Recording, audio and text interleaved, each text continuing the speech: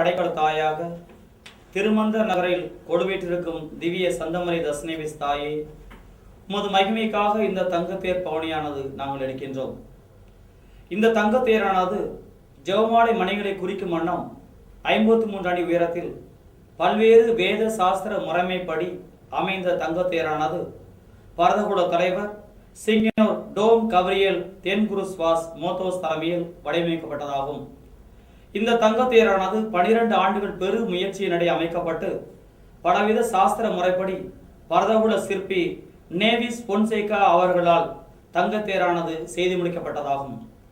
இந்த தங்கத்தேரானது புதிய எருசலேமாகிய பரிசுத்த நகரம் கடவுளினின்று விண்ணினின்று இறங்கி வர கண்டது போல அமைக்கப்பட்ட ஒரு புதிய எருசலேமாக வடிவமைக்கப்பட்டுள்ளது. இந்த தங்கத்தேரானது இன்றைய தினம் நமது திருமந்திர நகரில் வடம் வருவது 14வது முறையாகும். முதலாவது தங்கத்தேரானது 1806ஆம் ஆண்டு பிப்ரவரி 2ஆம் நாள் தேவதாயின் சுத்திகர திருநாள் அன்று இந்த வீதிகளில் பவனி வந்தது. இந்த தங்கத்தேரானது பூலோக மோட்சம் நம்முடையே கூடி வந்தது போன்று அமைக்கப்பட்ட தங்கத்தேரானது இந்த பவனி ஒரு 14வது முறையாகும். இந்த தங்கத்தேரின் மேல் உச்சியில் அமைக்கப்பட்ட 5 முனைகளுடைய நட்சத்திரம் அமைக்கப்பட்டுள்ளது. இது தேவதாய் கன்னி மாமரியாயின் வரப்பர சாதங்களை நமக்கு உயர்வான மகிமைகளை உணர்த்தும் வண்ணம் அமைக்கப்பட்டதாகும். முதலாவது வரப்பிரசாத மகிமையானது தேவ மாதாவின் தெய்வீக தாய்மை. தெய்வீக தாய்மை என்பது முற்று பெயர் பெற்றது என்றால் அது தேவ மாதாவிடம்தான் முற்று பெயர் பெற்றது என்று சொல்லலாம். அடுத்ததாக மாதாவின் அமலோற்பவம். இந்த அமலோற்பம் என்று கூறும்போது மாதா ஜென்மபாவம் இல்லாமல் உற்பவிப்பவள் என்பதை குறிக்கின்றது. இந்த அமலோற்பம் என்று கூறும்போது மாதா ஜென்மபாவம் இல்லாமல் உற்பவிப்பவள் என்பதை குறிக்கின்றது. அடுத்ததாக மாதாவின் நித்திய கன்னிமை. மாதா முப்பொழுதும் கன்னிகை. தேவதாய் கன்னி மாமரி குழந்தை இயேசுவை தன் கருவில் தாங்கும் போதும் கன்னி, குழந்தையை தாங்கி கருவுற்ற பின்னும் கன்னி, குழந்தையை பெற்ற பின்னும் கன்னி என்பதை குறிக்கும் வண்ணமாக தேவதாய் கன்னி மாமரி முப்பொழுதும் கன்னியாக திகழ்கின்றார்.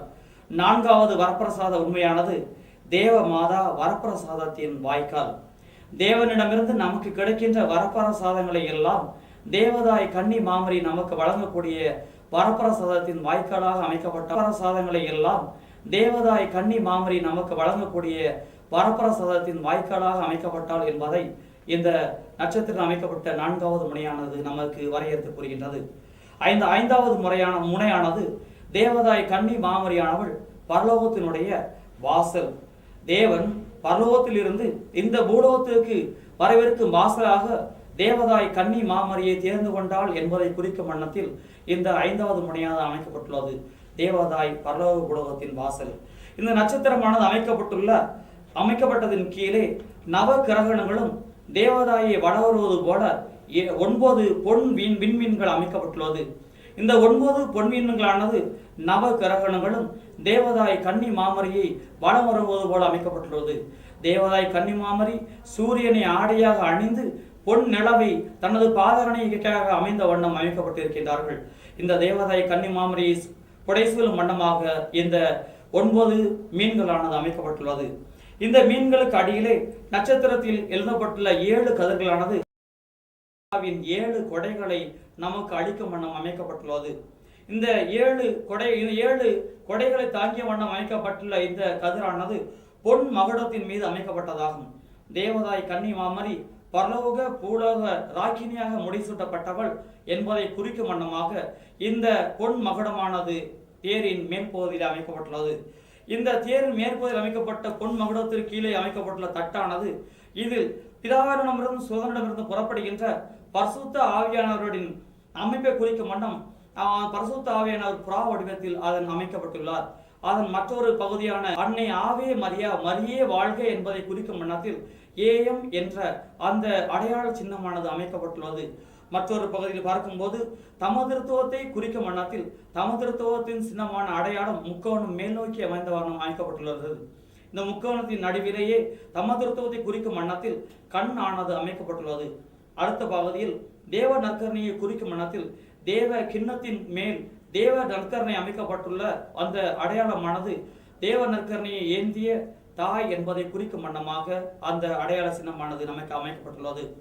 இந்த இந்த பிரதான இடங்களில் உறுதியான அஸ்திவாரமாக 12 தூண்களுக்கு இடையிலேயே மாதாவின் திருவுருவம் தாங்கிய அந்த பீடமான அமைக்கப்பட்டுள்ளது.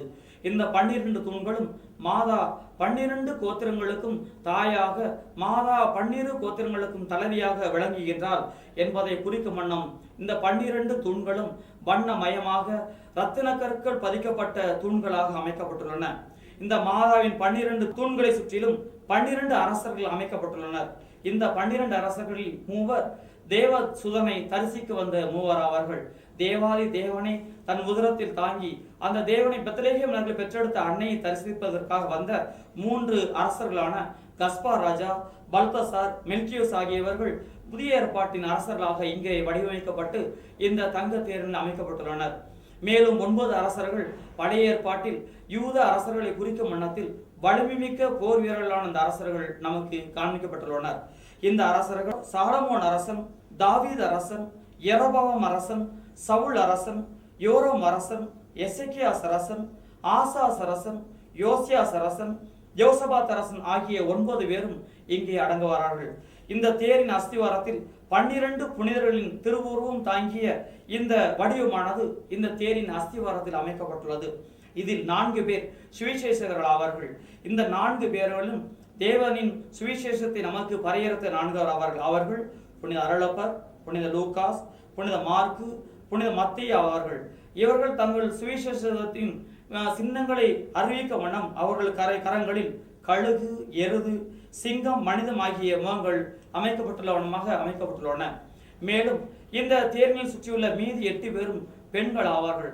இந்த 8 புனிதர்களும் கற்புக்கு பாதுகாவலான பெண்களை குறிக்கும் வண்ணம் இந்த 8 புனிதர்களும் அமைக்கப்பட்டுள்ளனர். அவர்கள் வேத சாட்சியாக மறித்த நமது ஆகத்தம்மாள், பிரகாசியம்மாள், ஆக்னஸ் அம்மாள், செசலி அம்மாள், அனஸ்தாசி அம்மாள், பார்பர் அம்மாள், சந்தலேன அம்மாள், கித்தரியம்மாள் ஆவார்கள்.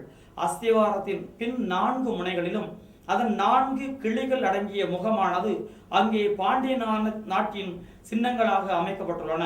இந்த 4 முனைகளிலும் 4 மச்ச கன்னிகள் கரங்களை கூப்பிய வண்ணம் அங்கே அமைக்கப்பட்டிருப்பதை நீங்கள் காண்கின்றீர்கள். இவை நெய்து நலத்தின் சின்னங்களாக அமைக்கப்பட்டுள்ளன.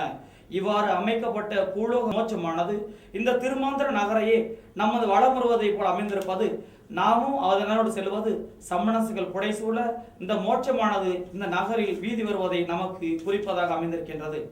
தங்க ரதம் ஏறி பனிமலரே நீ பவனி வர தரணிவாழ் மக்கள் எல்லாம் மகிழ்ச்சி கடலில் நீந்துகின்றனர். ஆலய மணிகள் எல்லாம் அம்மா உம்மை வாழ்த்தியே பாட்டி சேர்க்க அலையலையாய் திரண்டு வரும் மக்கள் இந்த நகர் தாங்க மாட்டாதே. திக்கட்டும் நீ நரவாழ் புதுவாழ்வு நமக்கு கண்டதவே.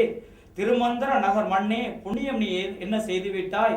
நீ என் அன்னையாம் திருமந்திர நகரில் கொடுவீற்றிருக்கும் திவ்ய சந்தமரி தஸ்னேவி சாண்டவளை திருமந்திர நகரத்தில் பவனியாக கொண்டு வர நாங்கள் என்ன பேறு பெற்றோம் அம்மா.